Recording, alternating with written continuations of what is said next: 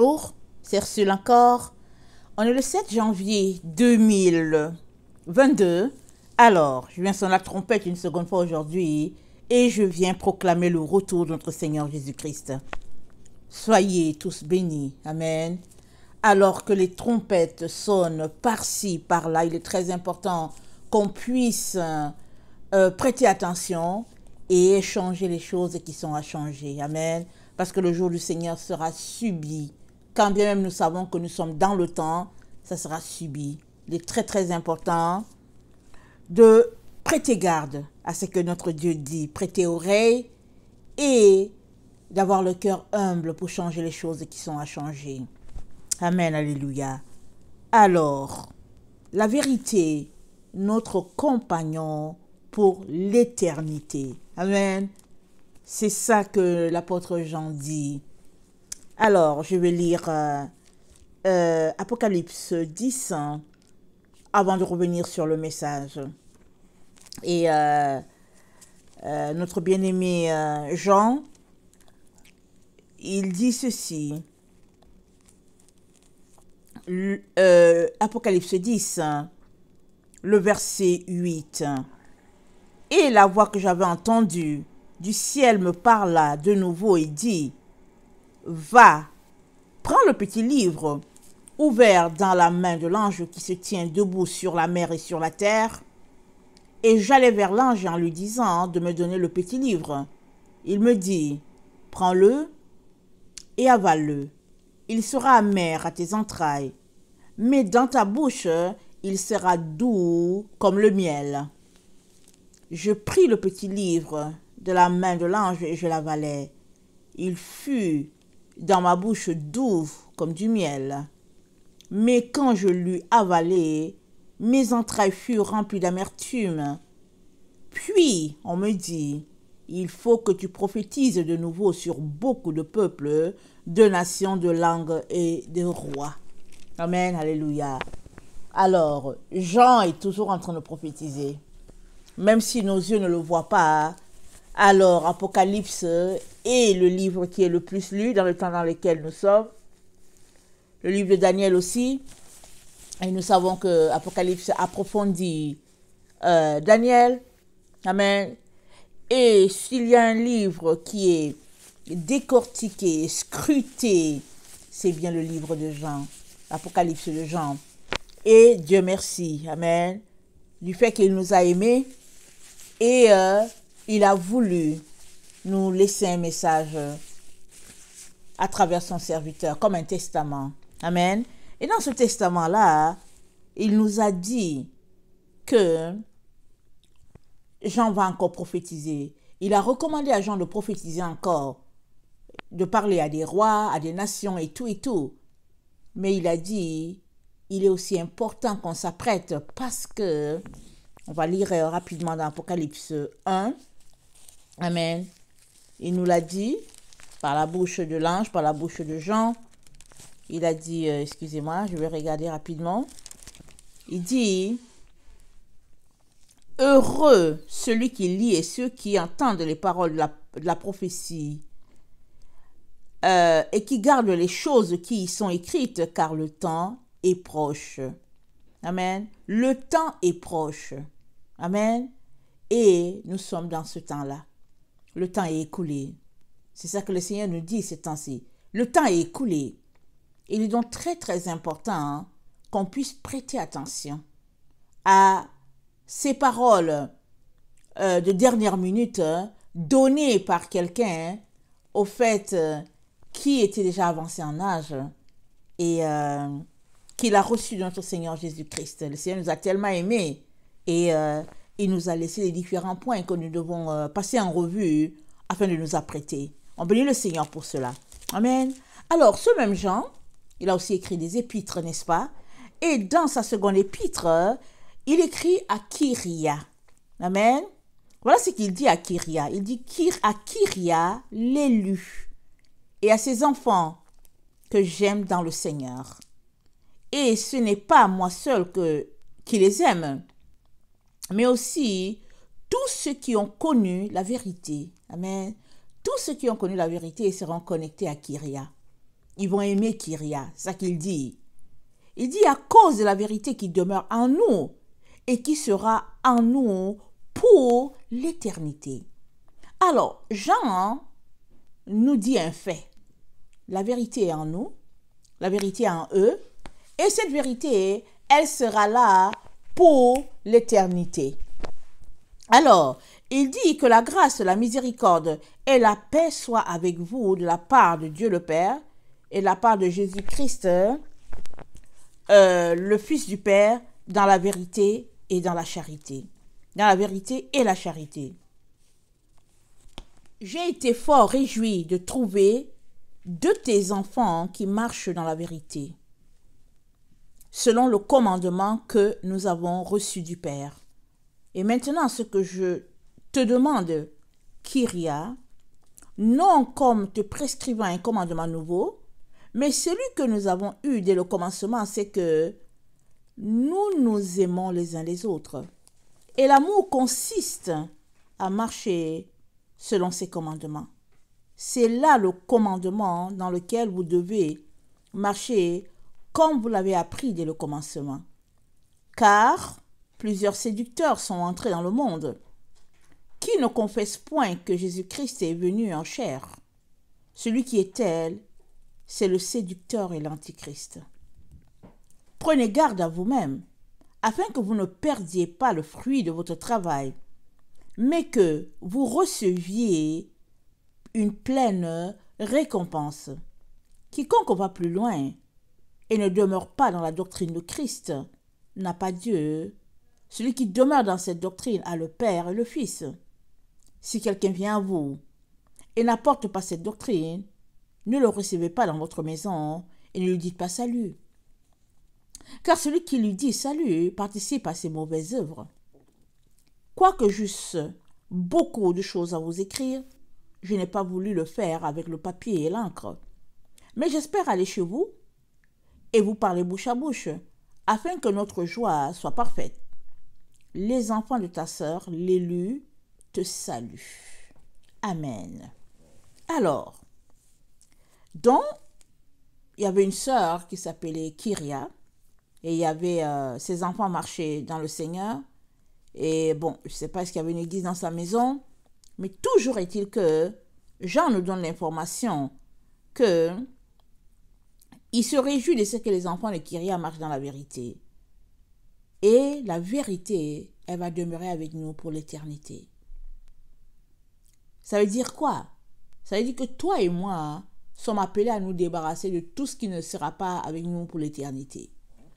Parce que nous avons l'information que la vérité va nous accompagner. Alors si nous sommes des gens menteurs, si nous aimons les choses fausses, si nous aimons l'hypocrisie, tout ce que le Père n'aime pas, si nous les aimons, l'apôtre Jean est en train de nous dire que nous devons nous en débarrasser parce que ces choses-là vont nous empêcher d'arriver dans l'éternité et connecter à Dieu parce que la vérité se trouve dans l'éternité. La vérité se trouve là où Dieu est. Or, vérité et mensonge ne marchent pas ensemble. Obscurité et lumière ne marchent pas ensemble. Bonté et méchanceté ne font pas route ensemble. Il est donc important que nous puissions nous départir de tout ce qui ne nous suivra pas. De tout ce qui est un handicap, pour nous, il est très important. Alors, il nous dit ceci, il dit que, attendez, marcher dans l'amour. Attendez, comment il dit ça? Il dit,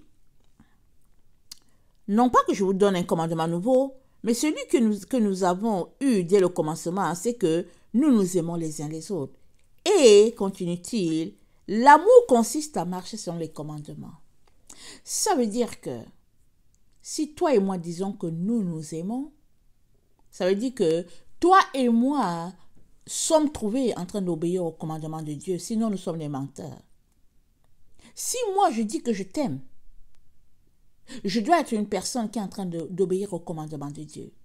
Si toi tu dis que tu m'aimes, tu dois être une personne qui est en train d'obéir aux commandements de Dieu, sinon tu es un menteur, sinon je suis une menteuse. Et quels sont les commandements de Dieu? Jésus-Christ ne nous en a pas donné. Il a accompli les commandements que son Père a donnés. C'est ça que Jésus-Christ a fait. Et quels sont les commandements? Il y a 10 commandements, hein? Il n'y a pas 9. Si tu dis que tu marches dans le commandement de Dieu et que tu ne te donnes pas la peine de respecter le sabbat, alors tu es menteur. Ou bien tu fais Dieu menteur. Parce que Dieu a dit que le respect du sabbat, c'est un signe entre ses enfants et lui. Il ne dit pas que c'est un signe avec tout le monde. Il dit c'est entre ses enfants et lui. C'est une affaire de père et ses enfants. Vous savez, chaque père, chaque famille, chaque mère a des trucs qu'il a liés à ses enfants. Et Dieu dit cela. Alors, il est donc très très important que nous puissions nous demander si nous sommes des gens qui marchent dans l'amour ou pas. Parce que marcher dans l'amour, c'est obéir au commandement de Dieu. Alors, c'est assez clair, n'est-ce pas? C'est pas compliqué. Et dans Jude, hein? Attendez, Jude, c'est quel verset? Il ne faut pas que je... attendez, on dirait que...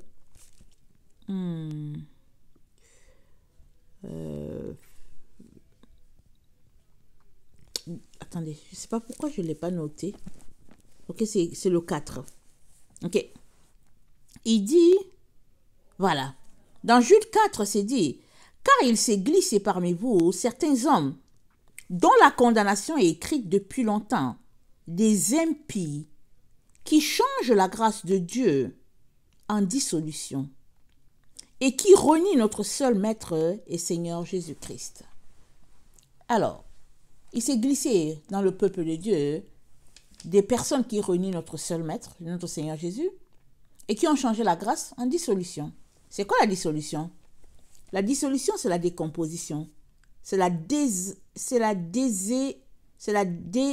désagrégation d'un organisme. C'est la rupture.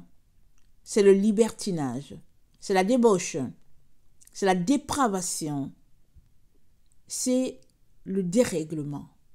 Alors, il s'est glissé dans le peuple de Dieu des gens qui ont apporté la rupture, le divorce, dans la maison de Dieu, qui ont changé les choses établies, de telle sorte qu'elles n'ont plus de valeur, elles n'ont plus de poids.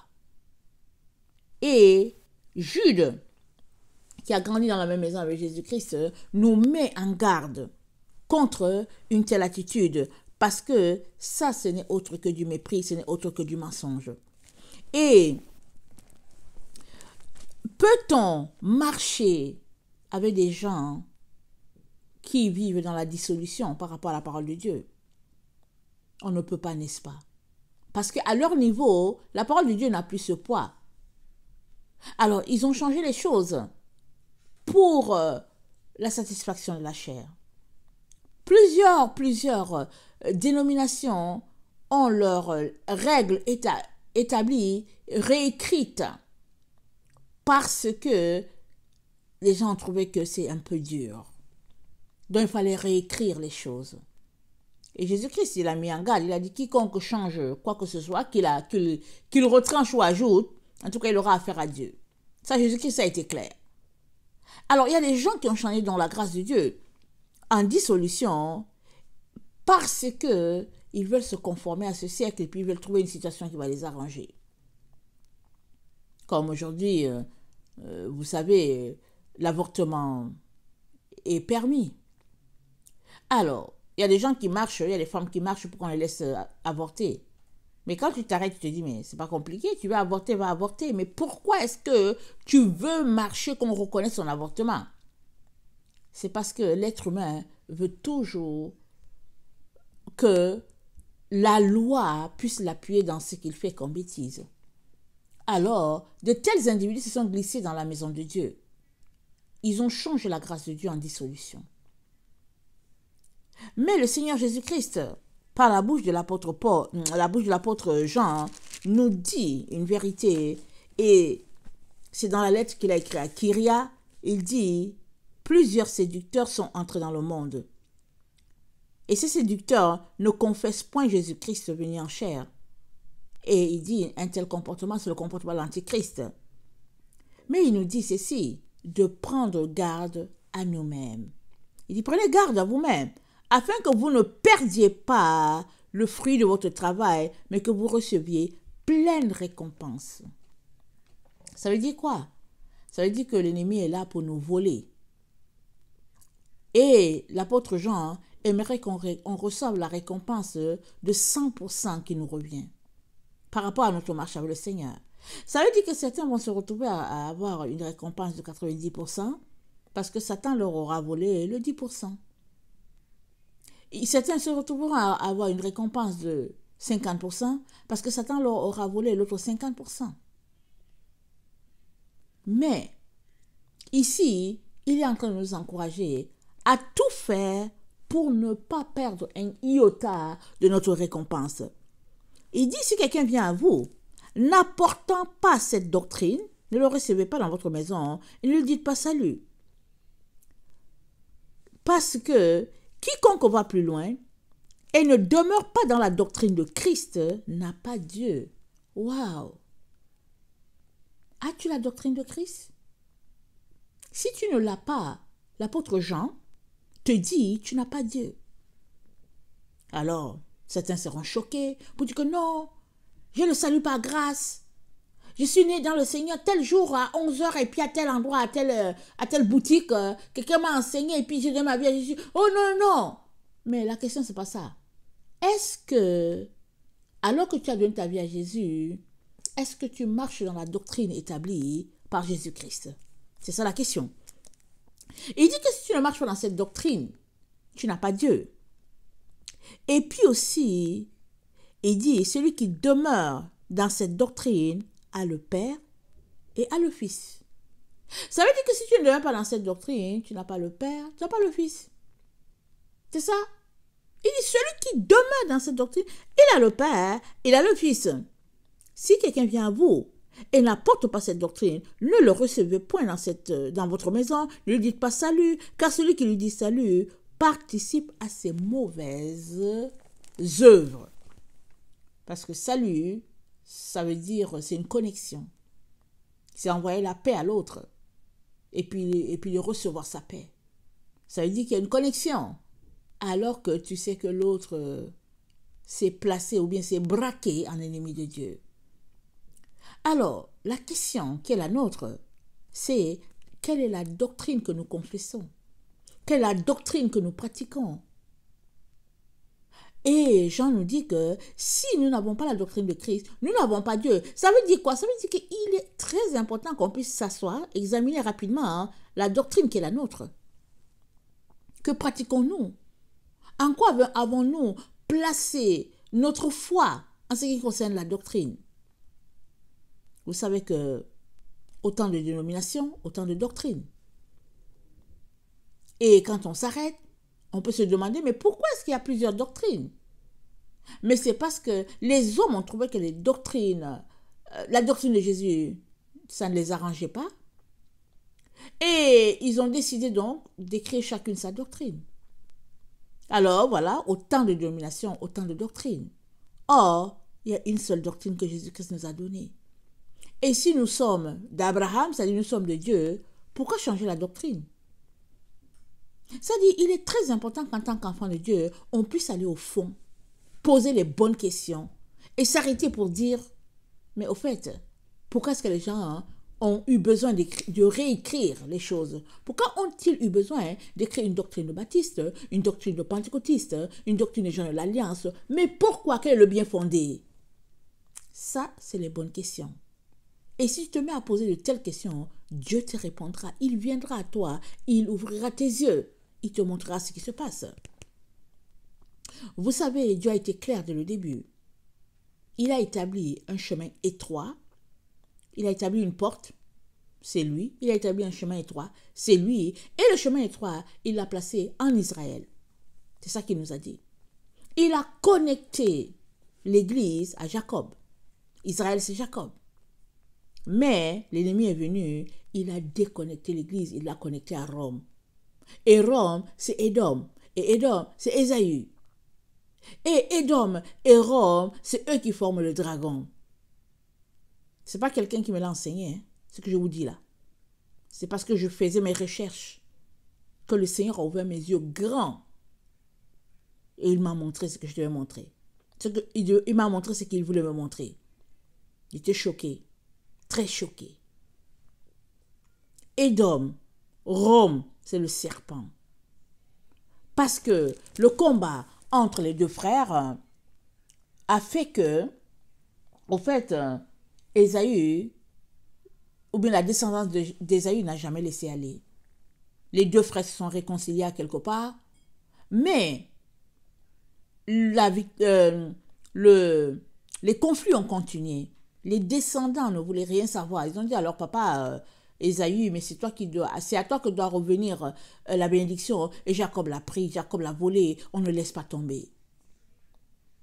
Et ça a fait le tour, et finalement ça a tourné, et puis aujourd'hui, Édom s'est installé à la place de Jacob. Et l'Église a été déconnectée au 3e siècle, au 4e siècle, oui, je pense au 4e siècle. Quand l'empereur Constantin s'est déclaré chrétien, il est parti lui-même au synode pour dire que désormais, l'Église ne serait plus connectée à Israël, l'Église serait désormais connectée à Rome, et nous savons que Rome prie dimanche, et désormais, l'Église devait prier dimanche. Et en faisant cela, il savait très bien ce qu'il faisait. Parce que Dieu a dit à ses enfants de respecter le sabbat parce que c'est un signe entre lui et eux. C'est fort ça, ce que je vous dis. Le sabbat, c'est un signe fort, un lien entre Dieu et ses enfants. Alors, quand l'Église a été déconnectée donc d'Israël, pour être connectée à Rome, qui est Ésaü, qui est en relation avec Ésaü, ce qu'ils ont fait, ils ont pris la parole du Père. Le Père a dit que c'est un signe, le respect du sabbat, c'est un signe entre ses enfants et lui. Donc, en connectant l'Église désormais à Rome, le culte dimanche, c'est un signe entre le Dieu soleil et puis les chrétiens. Et qui est le Dieu soleil? C'est le serpent, c'est le dragon. Et voilà, les enfants de Dieu sont dans cette roue-là. Une roue où ils sont là-dedans. Bon, plusieurs ne réalisent même pas c'est quoi. Plusieurs ne se posent même pas de questions. Et on est dans le temps où toute vérité doit être révélée. On ne peut pas continuer dans un cul-de-sac quand c'est écrit cul-de-sac. C'est sans issue. On ne peut pas continuer. Dans la vraie vie, là, quand tu conduis ta voiture, quand ton GPS te dit cul-de-sac, tu ne continues pas, tu ne défonces pas les murs, tu ne défonces pas la forêt qui est là devant toi en disant que ah non, mais c'est du raccourci ici, je veux passer. Tu ne dis pas oh non, j'ai perdu mon temps, mais non, je refuse. Mais non, tu prends ta voiture tranquillement et puis tu rebrousses chemin. Et s'il y a un rond-point qui est là, tu fais le rond-point, tu gardes ta voiture à côté et puis tu te dis mais au fait, où est la direction? Mais qu'est-ce qui fait que quand c'est spirituel, on refuse? On s'entête. Il est très très important qu'on puisse régler cette situation-là. Parce que l'apôtre Jean, celui qui nous a apporté l'Apocalypse, il nous dit que celui qui demeure dans cette doctrine, la véritable, la doctrine de Christ, il est celui qui demeure dans cette doctrine a le Père et le Fils. Il dit, quiconque va plus loin et ne demeure pas dans la doctrine de Christ n'a pas Dieu. Pas compliqué. Tu n'as pas Dieu. Quand on dit que tu n'as pas Dieu, ça veut dire que tu as le diable. Si tu n'as pas Dieu, tu as le diable. Ça dit, il ne faut pas aller loin. Hein. Il faut juste s'arrêter et faire A plus B pour avoir un chemin de ta personne. C'est très important. Parce qu'il s'agit de ta vie. Il s'agit du salut de ton âme.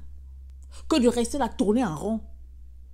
Il y en a qui, depuis des années, tournent en rond dans la même doctrine parce qu'ils sont nés dedans, leur grand-père était dedans, leur grand-mère était dedans, et puis bon, ils sont là dedans. Il ne s'arrête pas pour dire, mais qu'est-ce qui fait que la roue, là, on tourne, on est au même point. Ils pratiquent religion sur religion, la même religion. Rien ne bouge pour eux, mais ils se convainquent qu'ils sont en train de faire quelque chose.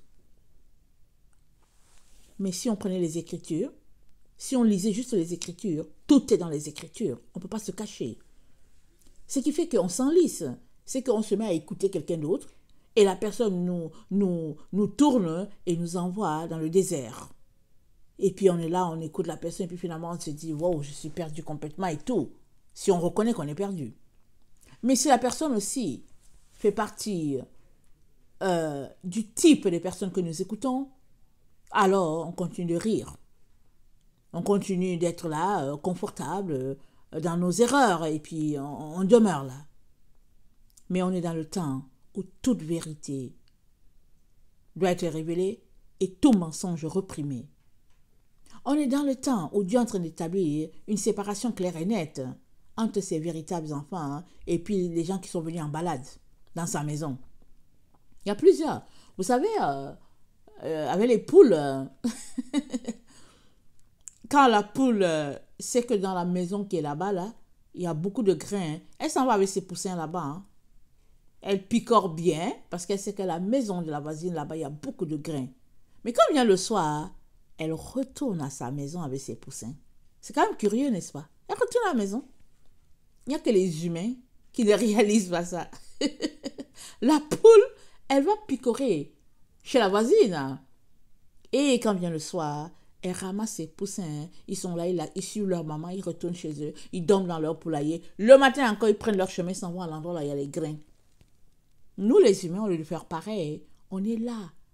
On est là, on se rend compte qu'il n'y a pas de grains, il n'y a rien. Mais on reste là. On s'imagine que les grains vont venir de je ne sais pas d'où. On est là, on tourne en rond, et puis on essaie d'inventer des théories, on essaie de justifier, on essaie de trouver une solution. On ne fait que penser et penser et penser. Alors que la poule, elle sait que, en tout cas, elle peut aller picorer là, et puis elle retourne chez elle, dans sa maison. Et le Seigneur est en train de te dire de retourner dans la maison du Père si tu es enfant du Père. Amen. Si tu penses que tu es enfant de Dieu, il est temps que tu retournes à la maison. Sinon, tu périras. Puisque tu démontres que tu ne fais pas partie de la maison. Alors Dieu est là pour faire une séparation. Il est en train d'établir une séparation claire et nette entre ses enfants et ceux qui sont venus en balade. Entre les bons grains et les mauvais. Et tu ne peux pas te permettre de demeurer dans une fausse doctrine parce que toute fausse doctrine périra. Toute fausse doctrine s'écroulera. C'est signé par notre Père. Toute fausse doctrine va s'écrouler. Elles sont déjà toutes en train de s'écrouler. Toutes, one by one. Mais, où en es-tu? Alors, celui-là qui nous a apporté Apocalypse nous dit que la vérité nous suivra jusqu'à dans l'éternité. Ça veut dire quoi? Ça veut dire que là où tu es là, il faut déjà que ta vie soit une pratique de vérité. Regardez dans le tabernacle. Il y avait des rideaux qui séparaient le parvis extérieur du lieu saint. Et il y avait l'autre rideau qui séparait le lieu saint du lieu très saint. Amen. Dieu l'a fait comme ça. Alors je suis allée chercher le sens de rideau. Les rideaux, c'est la vérité. Les rideaux, c'est la vérité. Pas la vérité des hommes, la vérité divine.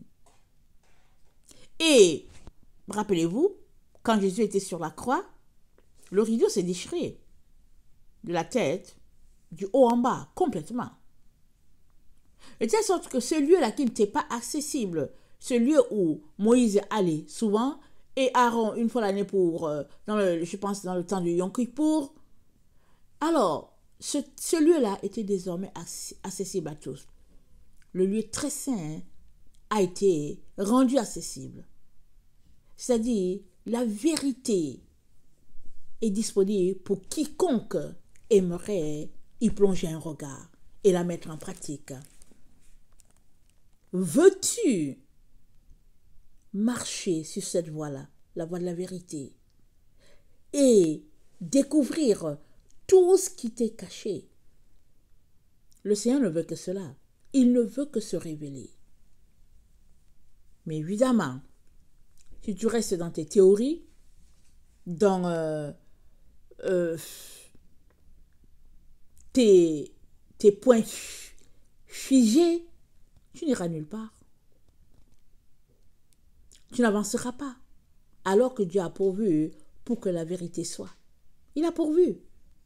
Il suffit de prendre la Bible et de se mettre à lire et de poser les questions. Et souvent, tu poses la question juste à toi-même et c'est l'Esprit Saint qui te répond. Alors,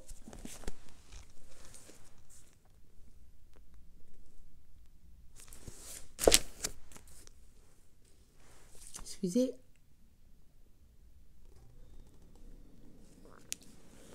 Jude 14 me dit ceci.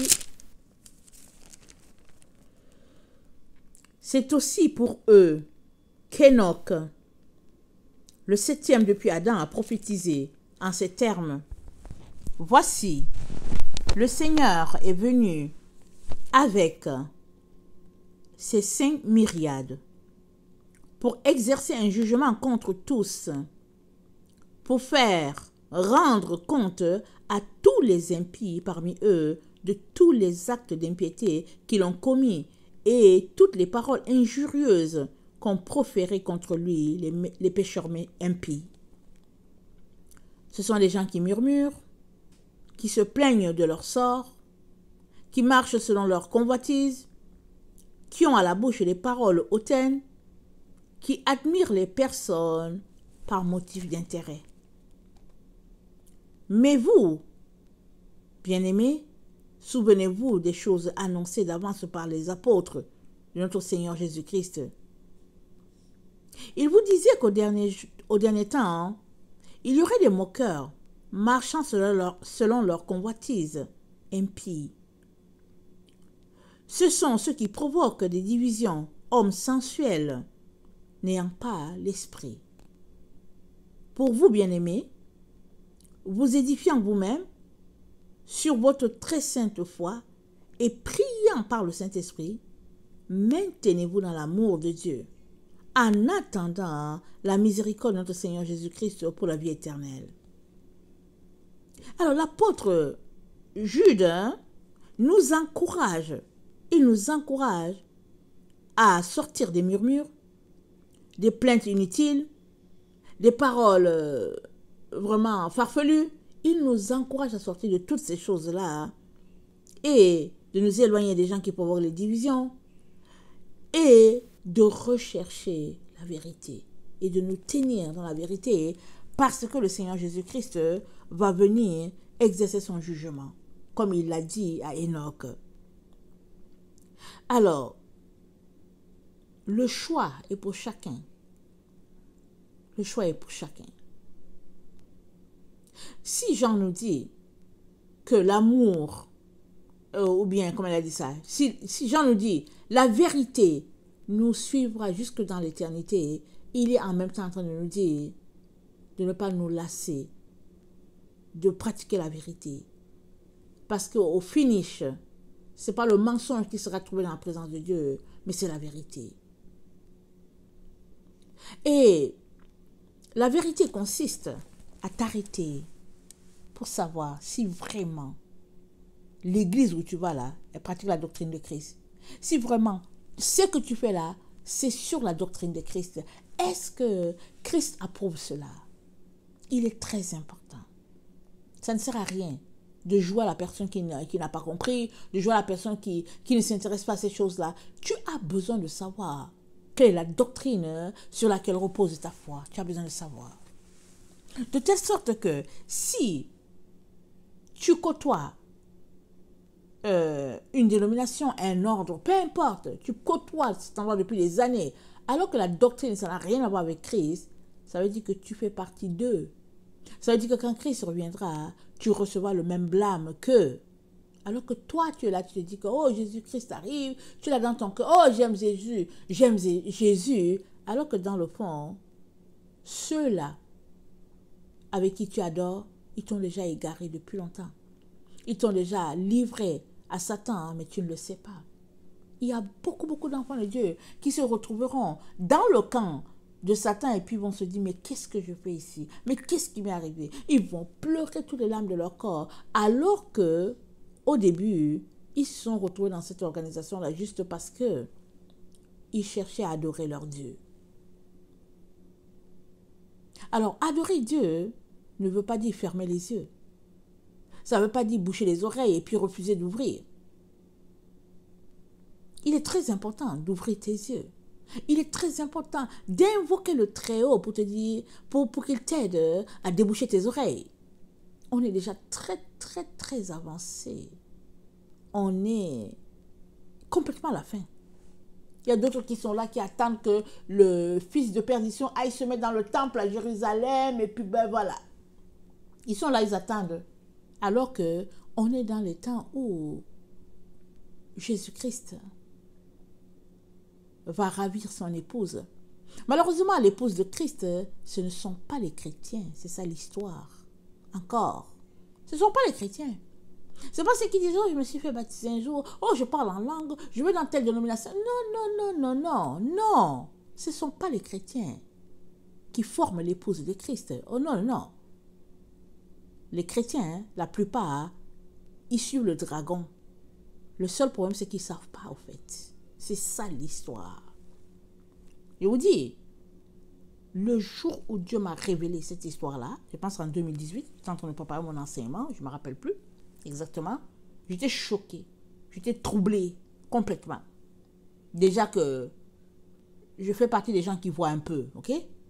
Moi, je vois juste un peu, pas beaucoup. Et le Seigneur était en train d'ouvrir mes yeux, mais je ne comprenais pas qu'il me disait que les églises étaient rattachées au dragon. C'est ça qu'il me disait. Je dis, mais comment? Et c'est là que il s'est mis à creuser et m'amener sur le chemin des apôtres pour que je découvre les différentes doctrines, ça et là, qui n'ont rien à voir à ce qui a été établi. Parce que si tu veux connaître la véracité de la doctrine de Christ, vas-y dans la Bible.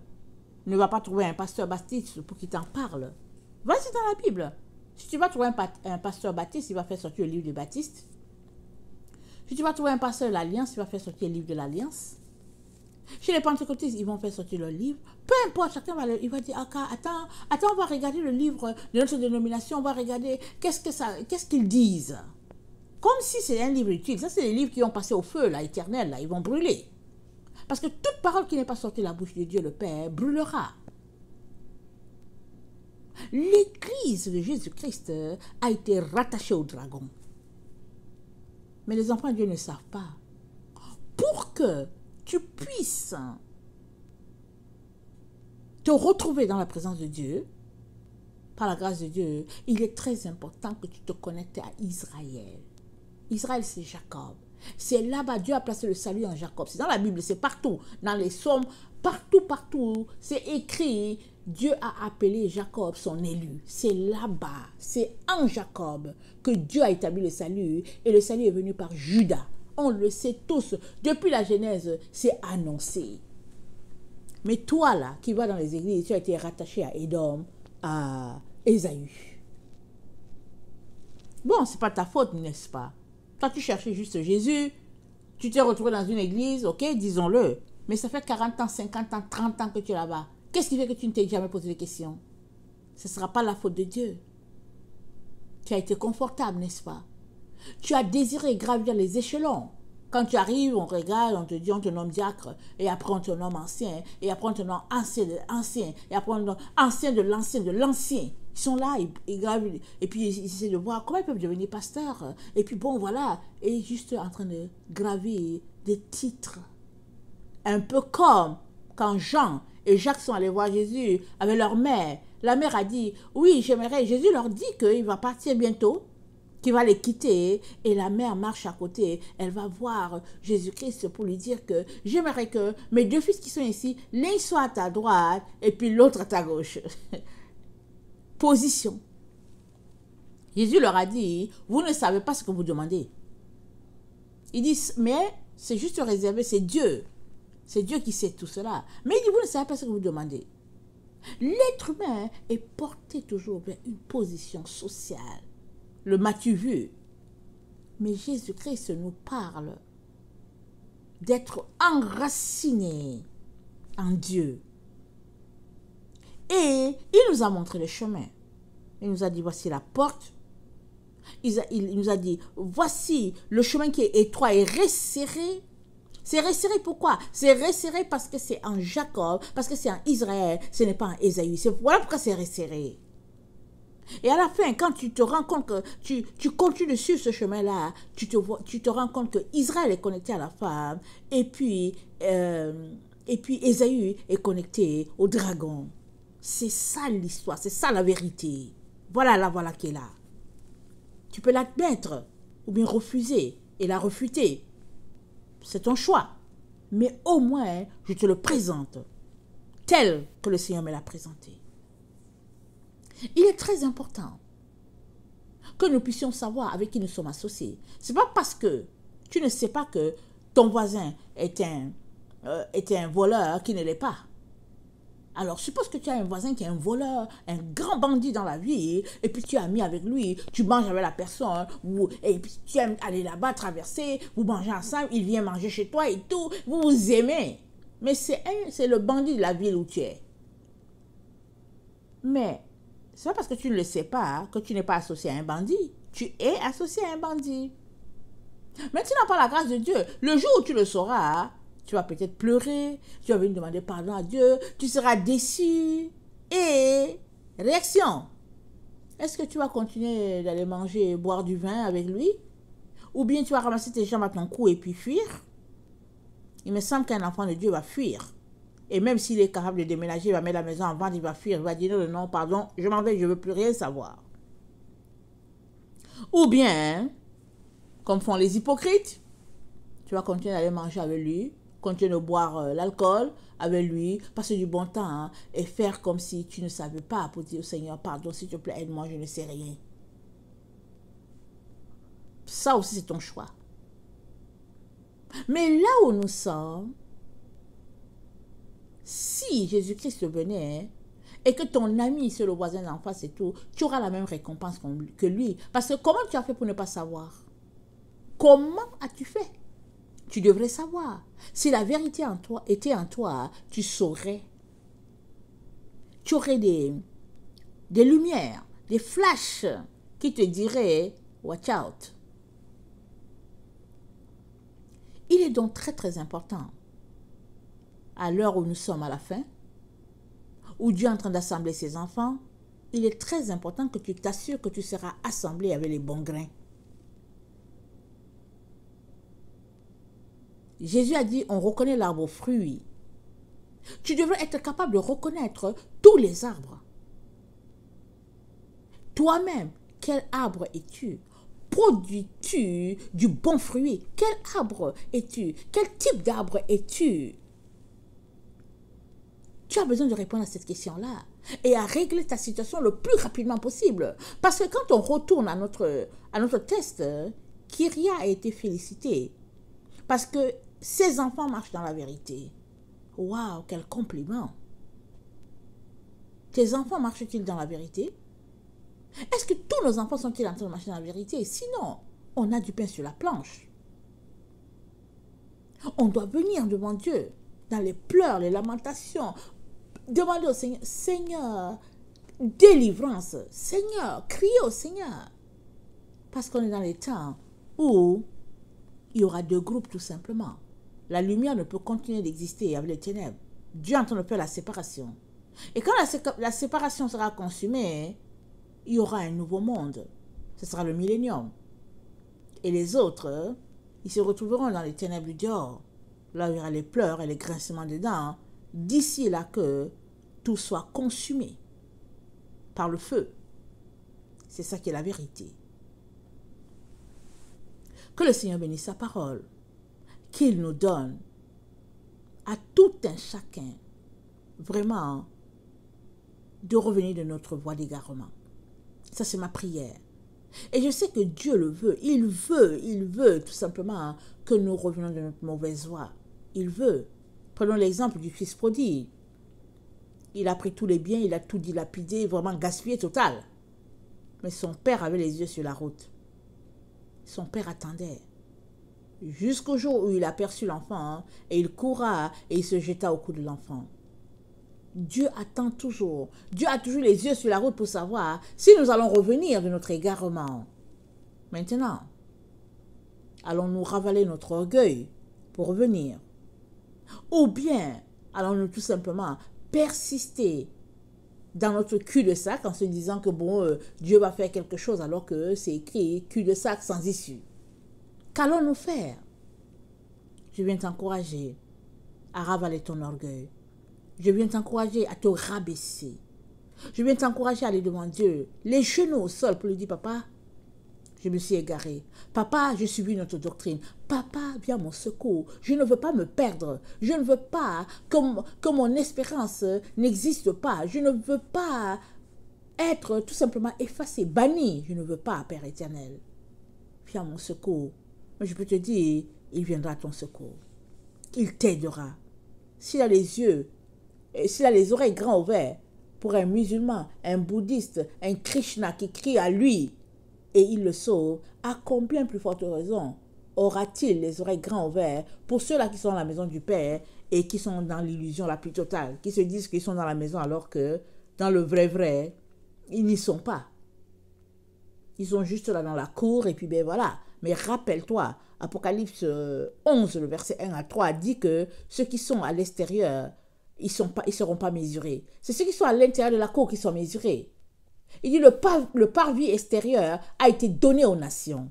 Assure-toi que tu n'es pas dans le parvis extérieur. Parce que si tu es dans le parvis extérieur, ça veut dire que tu appartiens au dragon. Mais il est temps que tu sois dans l'enceinte.